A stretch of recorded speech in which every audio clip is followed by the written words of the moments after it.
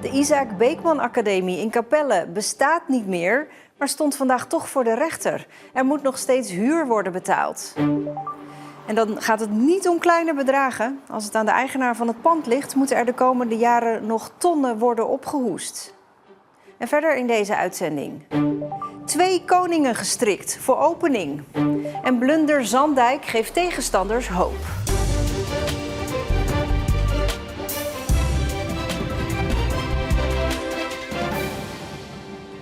Goedenavond.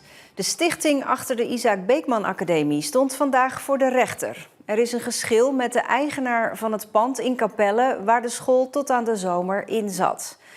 Verslaggever Esme Bech was bij dat kort geding. Ja, Esme, de school is toch nog maar, ruim een maand dicht. Waarom stonden ze vandaag voor de rechter? Ja, omdat ze het niet eens kunnen worden over het eventuele stopzetten van dat huurcontract. De verhuurder wil natuurlijk dat de school door blijft betalen tot het einde van dat contract. 31 december 2030 zou die einddatum zijn. Ja, en de stichting achter die school die verantwoordelijk is voor het betalen van die huur, die zegt ja, wij betalen liever maar zo min mogelijk, want de school is dicht en anders gaan we tonnen voor niks betalen per jaar. Ja, die school staat dus leeg en nu. Dat was ook onderwerp van gesprek vandaag in de rechtbank, want de verhuurder wil ook niet dat dat pand leeg staat, omdat dat een grotere kans zou geven op schade en inbraak. Ja, we praten zo meteen verder. Eerst blikken we nog even terug op wat de Isaac Beekman Academie voor de kiezen kreeg dit jaar. Begin dit jaar krijgen leerlingen van de Isaac Beekman Academie in Capelle te horen dat hun school dicht moet. Volgens de onderwijsinspectie is de administratie niet op orde, zitten er te weinig leerlingen op de school en is de kwaliteit van het onderwijs onvoldoende. De school krijgt nog tijd om de kwaliteit te verbeteren, maar na een tweede bezoek ziet de inspectie te weinig vooruitgang. En daarop besluit de minister de geldkraan dicht te draaien. En dat betekent het einde voor de school, die zich richt op persoonlijk onderwijs in kleine klassen van maximaal 16 leerlingen. Het besluit wordt door een actiecomité van ouders en docenten nog aangevochten tot de hoogste rechter aan toe. Maar het mag niet baten. De ruim 200 leerlingen moeten naar een andere middelbare school. Esme, de rechter heeft beide partijen gehoord. Wat is daaruit gekomen? Ja, dat ze alsnog samen om de tafel gaan om er proberen uit te komen. Tot nu toe hebben de partijen alleen gecommuniceerd via brieven. Zo lag er bijvoorbeeld een voorstel van de stichting achter de Isaac Beekman. Die zei van nou, we willen wel 3 maanden huur betalen. En dat is het dan. Nou ja, als je dat vergelijkt op een contract wat nog ruim 6 jaar loopt, zei de rechter, is dat wel een erg Zeeuwse aanbieding om te doen. Dus nu gaat er een nieuw voorstel naar de verhuurder om te kijken of ze er alsnog samen uit kunnen komen. Ja, en wat als dat niet lukt? Ja, dan komen ze hier weer terecht bij de rechtbank en dan gaat de rechter uitspraak doen of dus het volledige huurcontract nog betaald moet worden, dus die ruim 6 jaar tijd. En ook of dat pand wel of niet leeg mag staan. Dankjewel, Esme. 2 koningen komen de nieuwe sluizen openen, die van Nederland en die van België. Op 11 oktober is de opening.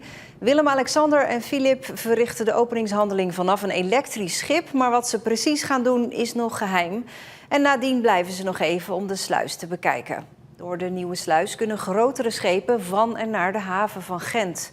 De opening is alleen voor genodigden. Maar de dag erna, 12 oktober, is er een open dag. En dan kan iedereen komen kijken. Een van de verdachten van de schietpartij waarbij een vrouw vanuit een auto was beschoten in Vlissingen is vrijgelaten. De man is ook geen verdachte meer. 2 anderen zitten nog wel vast.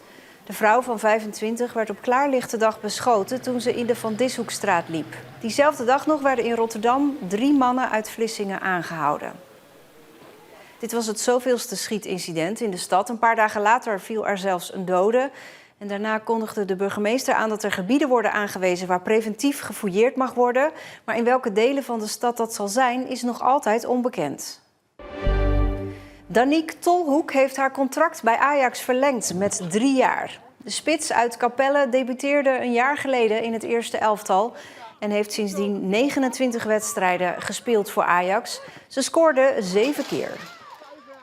Het wil maar niet vlotten met het opknappen van de Zanddijk. De smalle, kronkelige toegangsweg tot Ierseke. De gemeenteraad zou vanavond een besluit nemen over de weg, maar dat gaat niet door na een fout van de gemeente. Tegenstanders ruiken nu hun kans. Die hebben altijd liever een nieuwe weg gehad in plaats van het verbreden van de bestaande dijk. Er moet iets gebeuren met de steile, drukke Zanddijk, waar regelmatig voertuigen van de weg raken.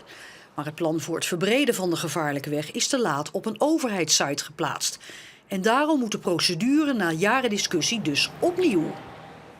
Ja, het is natuurlijk inderdaad van de zotte, ergens. Maar als dit... Een blunder? Een blunder zou je het best kunnen noemen, ja. Probleem is dat de procedure nu langs de nieuwe omgevingswet moet, die strengere eisen stelt. Misschien komen ze er wel achter van oké, het is nu niet meer mogelijk omdat er te veel CO2-uitstoot is of te veel lawaai of whatever. Het zal sowieso weer vertraging geven. En ze zullen opnieuw moeten kijken naar geluidsnormen en allerlei andere zaken. Het plan zoals het er ligt, dat gaat niet door. Vanavond zou de gemeenteraad haar formele toestemming voor de verbreding van de weg moeten geven. Het traject Zanddijk-Molendijk is een provinciale weg, maar ligt immers op grondgebied van Rijmerswaal. En nu de procedure opnieuw moet, wrijven tegenstanders zich in de handen. Ze willen al jaren een rondweg door de polder, maar dat zou een gepasseerd station zijn. Dat is echt een discussie die geweest is. Er zijn democratische besluiten genomen in zowel provinciale staten als in de gemeenteraad. Dus laten we die discussie nou niet overdoen. Een nieuw plan gaat volgens Bot geen jaren vertraging opleveren. Heel veel wat natuurlijk al gedaan is, het ontwerp van de weg, onderzoeken die gedaan zijn.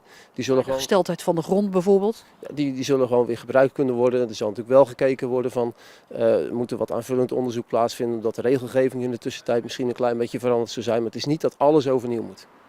Anderen zijn daar niet zo zeker van, ook omdat omwonenden al hebben aangekondigd tot aan de Raad van State te gaan procederen. Ja, en die zullen dat met de nieuwe wet of met de nieuwe procedure denk ik ook weer doen. Dus ja, en dan ga je Raad van State, ja, dan gaat het hele traject weer van vooraf aan lopen. En dat is een half jaar, is helemaal niets. Aangeschoven is Ariane Laforte, die de Zanddijk volgt. Ja, het is tegenslag op tegenslag eigenlijk, hè? Ja, want een tijdje geleden had je bijvoorbeeld ook de berichten dat de bij uitvoerder Zanddijk BV dat er veel ruzie achter de schermen was. De complete Raad van Toezicht is toen opgestapt. En de directeur van de Zanddijk BV werd er toen van beschuldigd dat hij ook omwonenden van de Zanddijk zou hebben geïntimideerd. Mensen die hun woning uit moeten bij de verbreding van de Zanddijk. Ja, en nu komt daar dus dat gedoe met die website bovenop. Ja, je moet wel bedenken, het is een project van minimaal 70 miljoen euro. En tegenstanders zeggen, ja, tegenslag op tegenslag. Dat gaat minimaal de 100 miljoen straks overschrijden.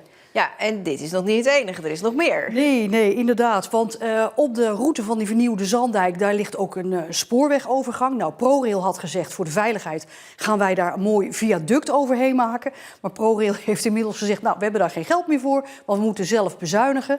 En er speelt nog iets. Vlakbij de Zanddijk ligt de Vlakentunnel. Nu wordt er achter de schermen al voorzichtig gesproken over een uitbreiding van de Vlakentunnel met een eventuele derde buis. Nou, als dat in de toekomst zou gaan gebeuren, dat zou betekenen dat de aansluiting van de Zanddijk, ook op de A58, dat die verplaatst moet worden. Nou ja, dat is dus ook weer een hele hoop geld wat dat gaat kosten. Ja, wat is jouw inschatting? Waar denk jij dat dit op uitdraait? Uitstel of afstel? Ja, we hebben natuurlijk Wil Meijer in de reportage gezien. Hè, die zegt van luister, wacht maar af, tegenslag op tegenslag. Je zult zien, over een paar jaar gaan ze gewoon die verbeterde Zanddijk gaan ze toch inruilen uiteindelijk voor een poldertracé. Maar ik heb inmiddels ook gesproken met provinciegedeputeerde, Harry van der Maas, die dit namens de provincie beheert. Die zegt, ja, ik snap echt niet dat er nu weer gesproken wordt door die tegenstanders over zo'n poldertracé. Er liggen democratische besluiten dat we de huidige dijk, dat we die gaan aanpakken. Ja, en met die website, dat is inderdaad wel heel vervelend zoals dat gelopen is. Maar juist door een nieuwe procedure kunnen we de zaken nu extra zorgvuldig gaan aanpassen, zodat er geen extra uitstel komt.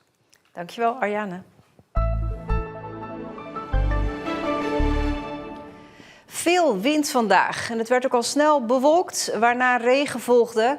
En daar zijn we vandaag voorlopig nog niet vanaf.